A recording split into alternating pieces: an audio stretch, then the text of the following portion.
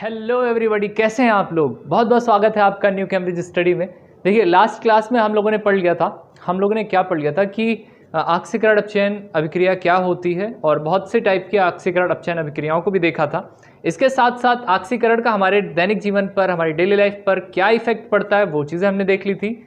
तो ये सारी चीज़ें हमने लास्ट क्लास में देखी है। अगर आपने वो वीडियो नहीं देखा है, वो क्लास नहीं अटेंड की है, तो आप इस वीडियो को यहीं रोकिए, प्लेलिस्ट में जाइए। प्लेलिस्ट में आपको सारी वीडियोस मिल जाएंगी, चैप्टर बाय चैप्टर और सीक्वेंस में, यानी एक के बाद एक आपको सारी चीज़ें मिलेंगी। पॉइंट टू पॉइंट सारी चीज़ें क्लियर की गई हैं उसमें। ठीक है, तो आइए आज की क्लास को हम लोग स्टार्ट करते हैं।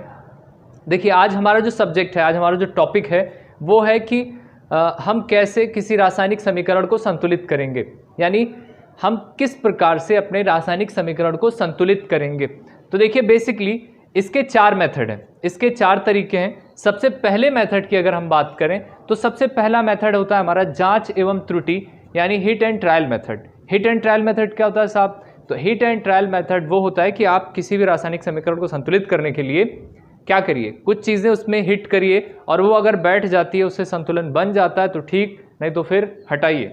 ठीक है, बात समझ में आती है? तो ये हो गया आपका हिट एंड ट्रायल मेथड। इस तरीके से जो दूसरा है वो है आंशिक समीकरण विधि, तीसरा है संयोजकता विधि और चौथा है आपका आयनिक समीकरण विधि। ठीक है, तो ये चारों विधियां जो आप अभी देख रहे हैं, आपको चारों नहीं पढ़नी है, बल्कि आपको पहली वाली ही पढ़नी है, हिट एंड ट्रायल विधि। बात समझ में आती है? तो चलिए फटाफट से हम लोग जान लेते हैं कि हिट एंड ट्रायल विधि क्या होती है। और इससे पहले हम लोग ये जान लेते हैं कि जो एक संतुलित रासायनिक समीकरण है वो क्या होता है। बात समझ में आती है? तो इसको हम मिटाते हैं जल्दी जल्दी से, और आप लोग भी कॉपी और पेन लेकर बैठिए ताकि नोट्स प्रॉपर बनाते रहिए। तो देखिए, हाँ, रासायनिक समीकरण क्या होता है ना। रासायनिक समीकरण तो आप लोग जान चुके हैं। एक संतुलित रासायनिक समीकरण क्या होता है? तो बात है एक साइंटिस्ट की, एंटोनी लेवोइसियर, जिनको आप फादर ऑफ केमिस्ट्री भी कहते हो। तो एंटोनी लेवोइसियर ने क्या कहा था? एंटोनी लेवोइसियर ने एक नियम की खोज की, एक सिद्धांत दिया। उन्होंने ये बताया, जिसको आप लोग द्रव्यमान संरक्षण का नियम कहते हो। उन्होंने कहा कि किसी भी रासायनिक अभिक्रिया में, किसी भी रासायनिक अभिक्रिया के फलस्वरूप या किसी भी रासायनिक अभिक्रिया में आप द्रव्यमान को ना तो उत्पन्न कर सकते हैं, ना तो नष्ट कर सकते हैं, सिर्फ एक रूप से दूसरे रूप में परिवर्तित कर सकते हैं। बात समझ में आती है आपको? यानी हम चाहे दुनिया की चाहे जो रिएक्शन करवा लें, हमारा कोई भी चीज़ उसमें नया बनने वाला नहीं है। नया का मतलब सिर्फ परिवर्तित होगा। जितने भी परमाणु इधर रहेंगे, जितना भी द्रव्यमान आपका एक साइड में होगा, उतना ही दूसरे साइड में भी होगा। तो इससे पता क्या चलता है? पता ये चलता है कि अगर आपका दोनों साइड बराबर है तभी आप कहते हो कि सर संतुलन में है। जैसे आप अगर कोई झूला झूल रहे हो, इस तरह से जो झूला होता है आपका, जो यहाँ पर बैलेंस लगा होता है और यहाँ पर कोई बैठ के झूले और यहाँ पर कोई बैठ के झूले, तो अगर दोनों साइड में बराबर लोग बैठे हैं तो क्या झूला इधर उधर जाएगा? बिल्कुल नहीं जाएगा, आप भी जान रहे हैं।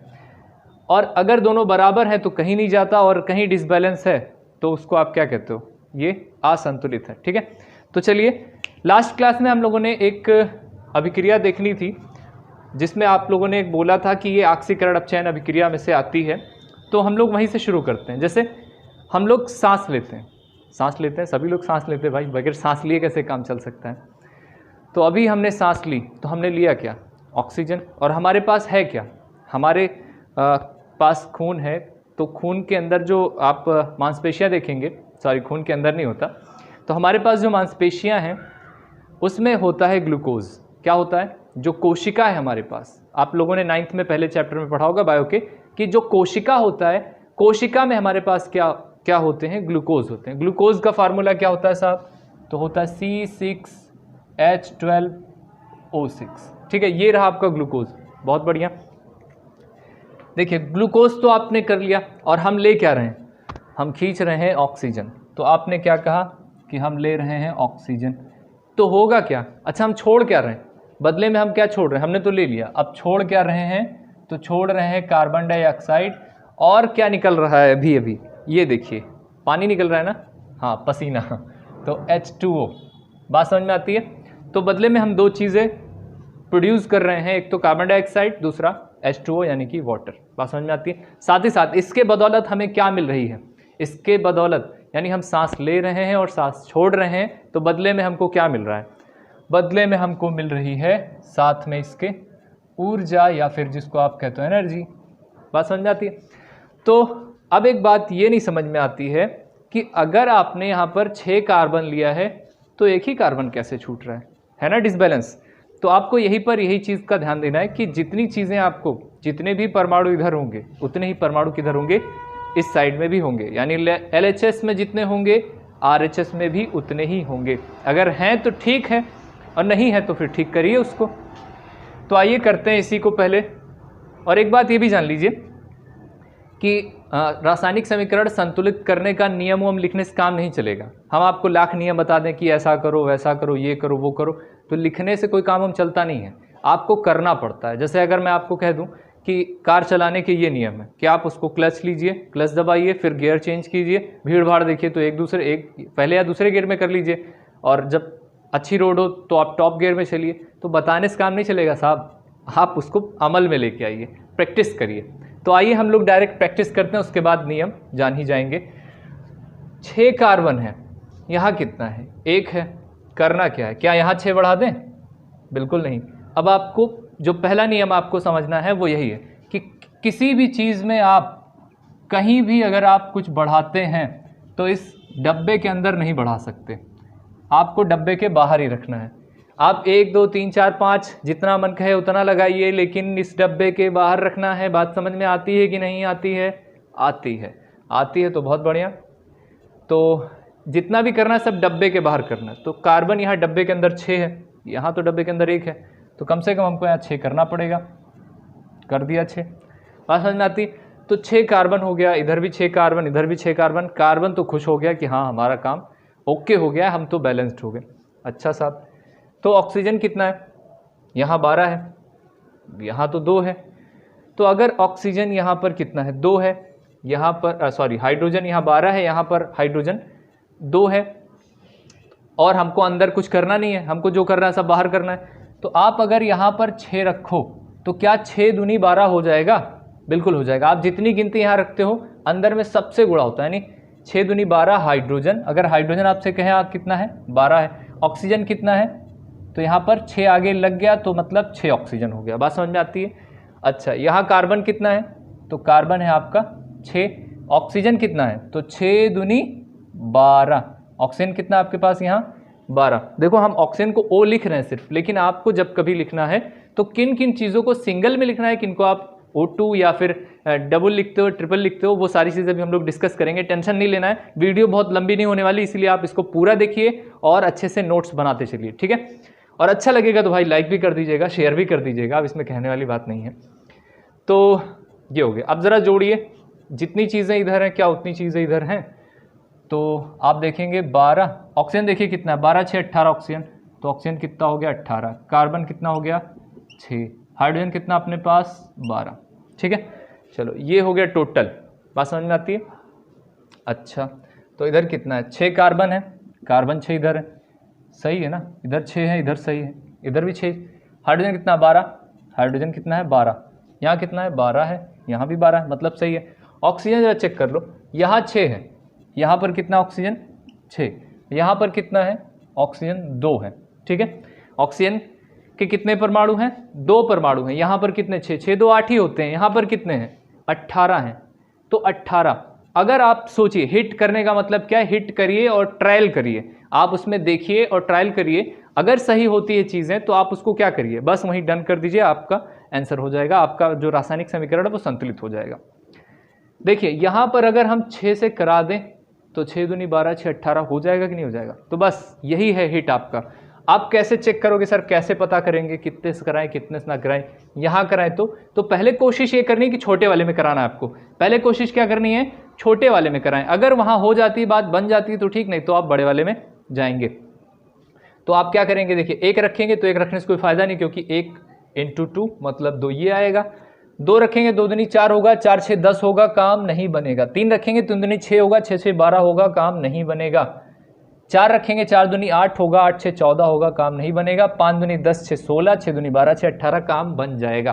तो इस तरीके से आपको कैलकुलेट करके देख लेना है। बात समझ में आती है? हाँ आती है, तो आप इसको फटाफट से नोट करिए। और एक चीज़ और भी बता दें इसमें काम की चीज़।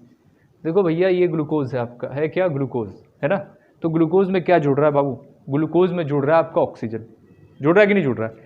तो अगर किसी पदार्थ में ऑक्सीजन जुड़ता है गुरु, तो हो क्या जाता है, हो जाता है उसका ऑक्सीकरण। तो ये क्या है, एक ऑक्सीकरण अभिक्रिया भी है।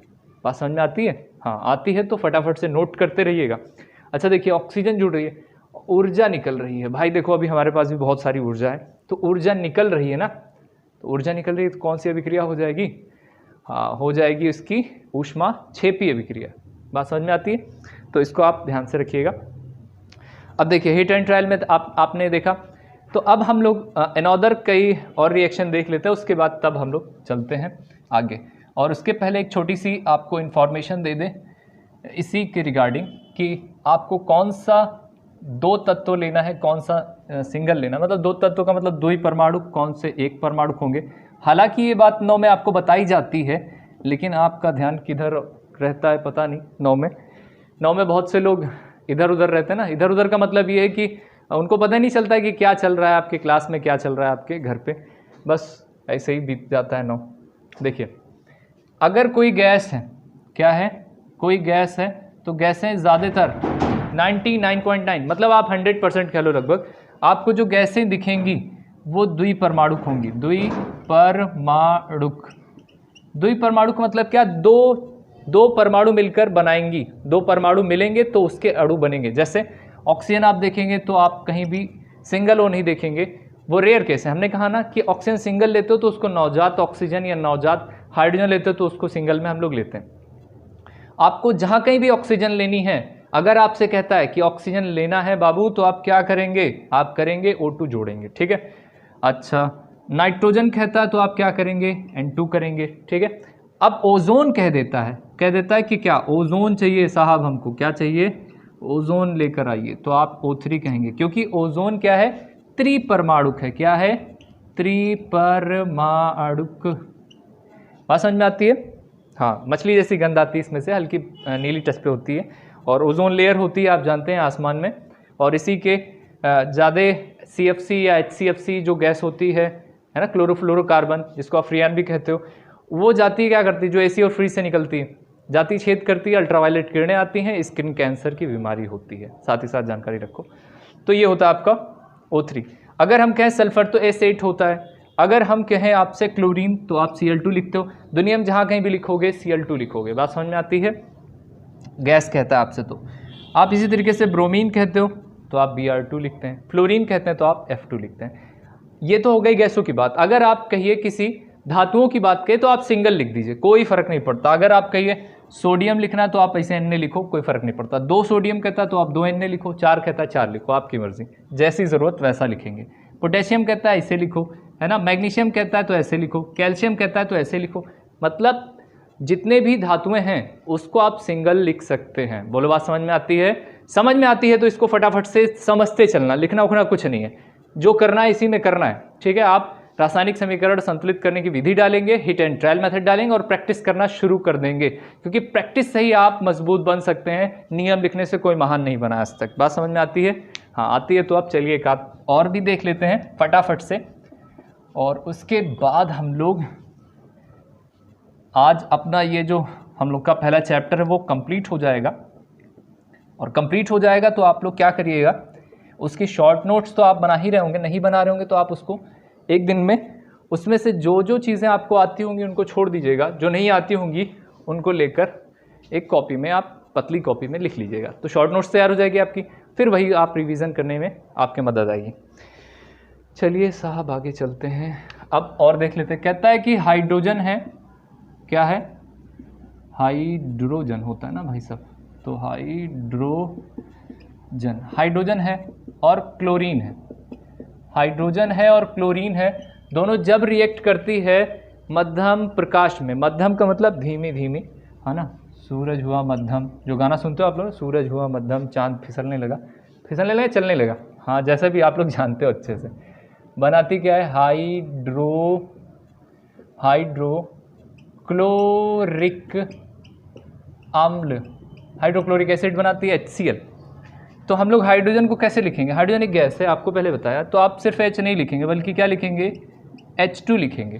क्लोरीन क्या है, गैस है, तो उसको क्या लिखेंगे, Cl2 लिखेंगे। लिखेंगे कि नहीं लिखेंगे, प्लस है तो प्लस लगा दीजिए। चलिए HCl को क्या लिखते हो, अरे हाइड्रोक्लोरिक एसिड को आप HCl ही तो लिखते हो, ठीक है। अच्छा यहाँ 2 यहाँ 2, तो 2 और 2 मिलके 4 होते हैं। लेकिन आपको क्या करना है, 2 हाइड्रोजन है आपको, चूँकि आप आगे ही लगाना ना, बीच में तो हम जा ही नहीं सकते।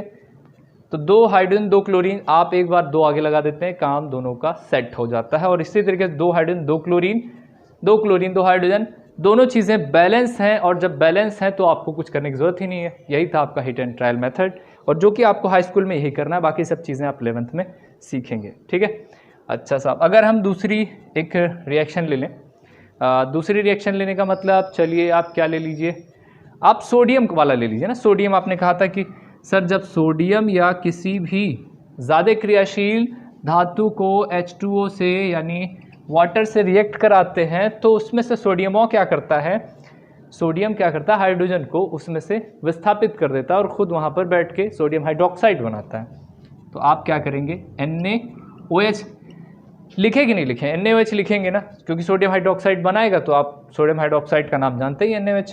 प्लस क्या निकलती है, H2 गैस। अगर कोई गैस निकलती है तो देखो, अब नियम लिखना उखना नहीं, यही समझ लो, कोई अगर गैस निकलती है तो आप तीर ऊपर, क्योंकि गैस ऊपर उड़ जाएगी।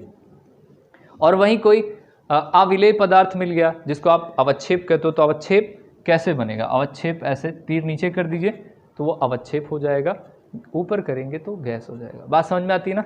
अच्छा बहुत बढ़िया।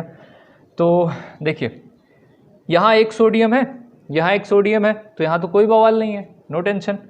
एक ऑक्सीजन एक ऑक्सीजन, कौनो टेंशन की बात नहीं है। अब एक बात ये नहीं समझ में आ रही है, 2 और 1 3 हाइड्रोजन है यहाँ, यहाँ कितना है 2, तो क्या करें, यहाँ पर 3 है यहाँ पर 2 है, तो एक काम करें, यहाँ क्या है 2 है, यहाँ क्या है 3 है। तो एक तरीका ये है कि यहाँ भी कुछ बढ़ा लीजिए, यहाँ भी कुछ बढ़ा लीजिए, दोनों जाके एक जगह पर मिल जाएं तो दोनों बराबर हो जाएं। तो आप क्या करिए, एक है ये, पहले आप एक और बढ़ा के देखिए, 2 कर दीजिए, 4 कर दीजिए, है ना। एक था, एक हमने और बढ़ाया, 4 कर दिए। क्या हम यहाँ 4 कर सकते हैं, कर सकते हैं कि नहीं कर सकते। यहाँ 2 करोगे तो 2 दूनी 4 1 5 हो जाएगा, 3 करोगे तो 6 दूनी 1 7 हो जाएगा, 3 दूनी 6 1 7 हो जाएगा, 4 करोगे तो बढ़ता ही जाएगा। यानी यहाँ करने से कोई फ़ायदा नहीं है। यहाँ एक है, यहाँ एक एक 2 कर दे तो क्या हो गया, हाइड्रोजन बराबर। अच्छा एक देखो, यहाँ 2 अगर आपने हाइड्रोजन बढ़ाया था तो 2 ऑक्सीजन भी तो हो गया था ना। तो यहाँ पर भी आप देखेंगे ऑटोमेटिकली 2 ऑक्सीजन बराबर हो जाएगा, और 2 हाइड्रोजन 2 ऑक्सीजन हो गया, 2 4 हाइड्रोजन भी हो गया। बढ़ क्या रहा है, 2 हो गया सोडियम, यहाँ सिंगल है तो यहाँ डबल कर दो, क्या मुसीबत है यार। हिट एंड ट्रायल मेथड इसी तो कहते हैं, दोनों तरफ देखते हुए चलिए, जहाँ कम लगे वहीं पर ठोक दीजिए। बात समझ में आती है, जहाँ कम लगे वहीं पर आप जड़ दीजिए ऐसे ही, तो वो चीज़ें क्या होती है, बैलेंस हो जाती हैं। बहुत बढ़िया। इसी तरीके से एक और देख लेते हैं, उसके बाद आपको हम प्रैक्टिस करने के लिए कह देते हैं। देखिए कहता क्या है कि बेरियम क्लोराइड और एल्यूमिनियम सल्फेट, क्या कहता है, बेरियम क्लोराइड, बेरियम क्लोराइड और एल्यूमिनियम सल्फेट जब आपस में रिएक्ट करता है तो बेरियम सल्फेट बनाएगा, क्योंकि अब यही 2 चीज़ टूटेगी तो बेरियम सल्फेट एल्यूमिनियम क्लोराइड। आपको पता है डबल डिस्प्लेसमेंट वही होती है यहाँ पर। तो यहाँ क्या बनेगा, बेरियम सल्फेट, क्या बनेगा, बेरियम करो पेटीएम करो, बेरियम सल्फेट। और बनेगा क्या साथ में भाई साहब, एल्यूमिनियम क्लोराइड, एल्यूमिनियम क्लोराइड। बोले बात समझ में आती है। तो अगर इस तरीके से लिखा हुआ है, इसको बोलते हैं शब्द समीकरण, क्योंकि यहाँ पर आप शब्दों के रूप में चीज़ें लिख रहे हैं। अच्छा तो यहाँ शब्दों के रूप में लिखा तो करोगे क्या, तो बेरियम क्लोराइड है तो आप पहले बेरियम क्लोराइड को BaCl2 लिखोगे। ये बात आपको थोड़ी सी समझनी होगी। अगर कोई चीज़ नहीं लिखने के लिए आती है तो आप 9th वाला वो लेक्चर देखिए जिसमें हमने आपको ये सारी चीज़ें बताई हैं, प्लेलिस्ट में जाइए देखिए आराम से। फिलहाल यहाँ पर समझने की कोशिश कीजिए। एल्यूमिनियम Al2 सल्फेट है तो SO4 का होल थ्राइज हो जाएगा। बात समझ में आती है। क्यों ऐसा होगा तो यहीं पर लगे हाथ देख लीजिए, ये बाद में आप इसको सबको हटा ही देना, इसका सबका क्या काम है। अब चलिए आप लोग जगह खाली कीजिए सफाई अभियान के तहत, ठीक है। चलिए ये हो गया। क्या कह रहे हैं, एल्यूमिनियम सल्फेट। तो भैया एल्यूमिनियम का क्या होता है, Al+3 होता है। सल्फेट का क्या होता है, SO4-2 आयन होता था। यहाँ पर 3 आएगा क्योंकि इस पर ये चार्ज है। यहाँ पर कितना आएगा, 2 आएगा। जितना चार्ज उतनी संयोजकता। तो अब क्या करना है, चार्ज ऊर्जा आप हटा दीजिएगा और 2 से यहाँ कराइएगा गुणा, तो क्या हो जाएगा Al2। और 3 से इन सबको कराना है तो आप क्या कराएंगे, इस तरह से होल, जैसे आप होल स्क्वायर करते तो ऊपर लगाते हैं, होल क्यूब करते तो ऊपर लगाते हैं, होल ट्वाइस करेंगे नीचे लगाएंगे, होल थ्राइस करेंगे तो नीचे लगाएंगे। तो होल थ्राइस कर देंगे इसको, तो ये हो जाएगा SO4 का होल थ्राइस। तो इसको क्या बोलेंगे, एल्यूमिनियम सल्फेट, जैसा कि हमने यहाँ लिखा। अच्छा, बेरियम सल्फेट क्या होगा, तो BaSO4 होता है। और एल्यूमिनियम क्लोराइड क्या होता है, AlCl3 होता है। ठीक है, तो ये तो हो गया आपका शब्द समीकरण। क्या यहाँ पर सारी चीज़ें संतुलित हैं, पहले आप सोचकर बताइए, आप देखिए, देखकर बताइए, क्या यहाँ पर सारी चीज़ें बैलेंस्ड हैं। अगर बैलेंस हो तो बताइए, नहीं तो फिर आप जल्दी जल्दी बैलेंस करिए वीडियो को रोककर, नहीं तो हम तो बताने वाले ही हैं। तो फटाफट से आप इसको बैलेंस करिए भाई। हाँ, तो आप क्या देखेंगे, बेरियम तो सर एक है, कोई मुसीबत नहीं है, कोई मुश्किल नहीं है। सर मुश्किल ये कर रहा है कि यहाँ पर एल्यूमिनियम 2 है, यहाँ पर 1 है, तो हम अंदर तो जा नहीं सकते। यहाँ भी आप 2 कही दो, करियो कि नहीं करियो, यहाँ 2 रहा, यहाँ 2 कही दो, कोई मुसीबत नहीं है। ठीक है, अच्छा तो एल्यूमिनियम तो हो गया सही। अच्छा, अब आप बताओ ज़रा सल्फ़र, यहाँ सल्फेट देखिए पूरा 3 है, SO4 होल थ्राइस मतलब 3 टाइम है ना, 3 मरतबा है। आप यहाँ पर क्या करिए, अगर यहाँ पर आप 3 कर दीजिए, यहाँ पर अगर 3 कर दीजिए, क्योंकि सल्फेट यहीं तो है, यहाँ सल्फेट 3 बार दिख रहा है, यहाँ पर अगर आप 3 लगा दीजिए तो 3 SO4 हो जाएगा। ठीक है, यहाँ पर आप जैसे 3 SO4 कहते हो, अगर हम 3 यहीं पर लगा दें तो 3 SO4 हो जाएगा। अब आगे इसके क्या है, बेरियम है ना, तो बेरियम है, उससे कोई फ़र्क नहीं पड़ता। फ़र्क पड़ता है क्योंकि बेरियम यहाँ पर बढ़ गया है। तो अब बेरियम अगर बढ़ गया है तो आप तो बेरियम को बढ़ा सकते हो ना। कितना बेरियम है, 3, तो 3 यहाँ कर दो। ठीक है, 3 बेरियम यहाँ, 3 बेरियम, ये एक गेम की तरह है, ये बैलेंसिंग एक गेम की तरह है, आपको दोनों तरफ देखना है, पजल की तरह है ना। पबजी नहीं है, पबजी सब्जी नहीं है, बस ये गेम है। आप देखिए जैसे गेम खेलिए, दोनों तरफ बैलेंस करते हुए चलिए। तो 3 बेरियम यहाँ, 3 बेरियम यहाँ था, और अब क्या है, कुछ है, तो आप काउंट करना शुरू कर दो। अब आपके हिसाब से अगर बैलेंस हो गया तो काउंट करना शुरू कर दो। बेरियम कितना है, 3 है, यहाँ पर भी कितना है बेरियम, बेरियम भैया यहाँ पर भी 3 है। अच्छा, 3 दूनी 6। क्लोरीन कितना है, क्लोरीन है आपके पास 6। ठीक है, अच्छा यहाँ पर एल्यूमिनियम कितना है, तो Al2 है ना, तो एल्यूमिनियम 2 हो जाएगा। सल्फेट पूरा पूरा काउंट कर लीजिए, नहीं तो आप ऑक्सीजन और सल्फर अलग अलग भी काउंट कर सकते हैं, कोई मुसीबत वाली बात नहीं। हम यहाँ सल्फेट पूरा पूरा काउंट कर ले रहे हैं आसानी के लिए। SO4 3 टाइप है, 3 मरतबा है। ठीक है, तो बेरियम का तो ओके हो गया। क्लोरीन चेक कर लीजिए, यहाँ तो नहीं, हाँ 2 तिहाई 6। क्लोरीन भी कितनी है, 6 यहाँ पर भी है, 6 यहाँ पर भी, सही है, बैलेंस्ड है। एल्यूमिनियम 2 है, 2 एल्यूमिनियम, तो एल्यूमिनियम यहाँ पर भी क्या है, 2 है। ठीक है, सल्फेट 3, सल्फेट यहाँ पर भी है, तो आप SO4 देखेंगे तो 3 यहाँ पर भी है। देखिए हम लोग चेक कर रहे हैं, ये लिखने उखने की ज़रूरत नहीं है, ये लिखने की कोई आवश्यकता नहीं है, आप चेक करिए, आप एक लाइन में बैलेंस कर दीजिए, आपका आंसर कोई नहीं काट सकता, क्योंकि ये हिट एंड ट्रायल मेथड है। आप एक लाइन में बैलेंस कर दीजिए, कोई फ़र्क नहीं पड़ता। ठीक है, तो इसी तरीके से आप जितनी भी आपके बुक में, एक्सरसाइज बुक में आपके रिएक्शन दी हैं, आप सभी रिएक्शन को क्या करेंगे, संतुलित करेंगे, अच्छे से करेंगे, हिट एंड ट्रायल मेथड से करेंगे। जहां पर भी आपको कहीं भी प्रॉब्लम आती है, अगर कोई सवाल करता है बवाल, तो तुरंत करिए कमेंट और लीजिए सॉल्यूशन। बात समझ में आती है, उसका उत्तर लीजिए। और आज की क्लास के लिए बस इतना ही। Thank you. बोलने से पहले मैं आपसे यही कहना चाहता हूं कि इस क्लास को, इस वीडियो को ऐसे लोगों तक शेयर कर दीजिए जो कोचिंग अफोर्ड नहीं कर सकते हैं, यानी उनके पास देने के लिए पैसा नहीं होता और मेहनत करके खुद पढ़ते हैं, उनकी फैमिली इतना अफोर्ड नहीं कर सकती कि वो अच्छी पढ़ाई कर सकें। तो प्लीज़ प्लीज़ प्लीज़ ऐसे लोगों तक ज़रूर शेयर कीजिए। खुद सब्सक्राइब नहीं किया तो ज़रूर कीजिए और दूसरों को भी करवाइए। Thank you very much. Next class आपसे मिलेंगे आम्ल, क्षार और लवण के साथ। तब तक के लिए रिवाइज करते रहिए। Thank you.